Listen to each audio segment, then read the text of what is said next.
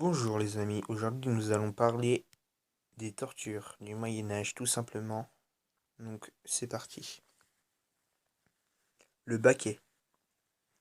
Condamné à s'asseoir dans le bain, le supplicié était attaché au fond d'un baquet rempli d'eau d'où seule la tête dépassait.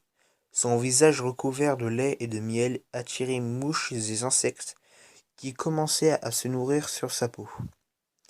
Immobilisé ainsi plusieurs jours durant, le supplicié était nourri et maintenu en vie. Immigré dans cette eau et ses excréments, après quelques jours, la victime mourait, dévorée par les vers et les asticots, alors qu'il pourrissait vivant. Supplice de la scie. Suspendue la tête en bas, la victime subissait ensuite un long et douloureux supplice alors que ses bourreaux commençaient à scier dans la chair. Il est dit que les bourreaux ne s'arrêtaient que jusqu'à ce que le condamné soit coupé en deux. Toutefois, certaines fois le torturé n'était coupé que jusqu'à l'abdomen, et laissé ainsi à l'agonie. Le supplice du rat. Une cage contenant un rat était positionnée face ouverte sur le ventre de la victime.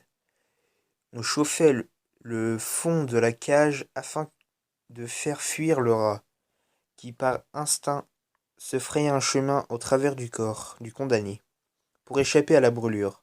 La mort était évidemment inéluctable et douloureuse. Cette méthode était parfois utilisée en plaçant le rat dans un seau en bois dont on brûlait le fond à l'aide d'une torche. Le bonbon tueur. Le torturé était attaché au-dessus d'une pousse de bambou de manière à ce que le bambou n'ait d'autre choix que de pousser en travers le corps de la victime. Le supplicié était donc lentement empalé sur un bambou en pleine croissance.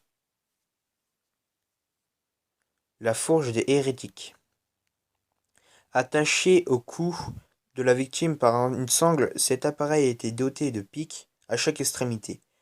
Si la victime laissait retomber sa tête, la fourchette lui perçait la poitrine ou le menton. Cette méthode était notamment utilisée pour maintenir un condamné éveillé. La torture de la chaise. Également connue sous le nom de la chaise de Judas, cet instrument était un terrifiant et intimidant appareil utilisé dès le Moyen Âge et jusqu'au XVIIe siècle. Elle était souvent utilisée pour obtenir les aveux des personnes que l'on forçait à observer. D'autres condamnés s'y faire asseoir pour pimenter le fond de la chaise était parfois chauffé à blanc.